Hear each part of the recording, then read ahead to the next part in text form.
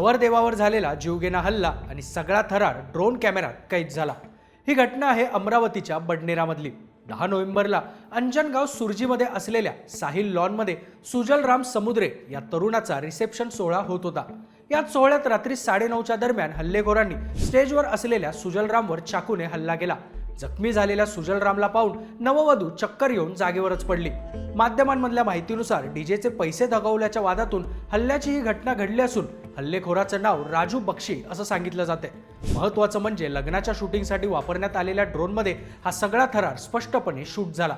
नवरदेवाच्या वडिलांनी हल्लेखोरांचा पाठलाग केला असता त्यांच्यावरही हल्ला करण्याचा प्रयत्न या दोघांनी केला आणि बाईकवरून ते दोघे पळून गेले।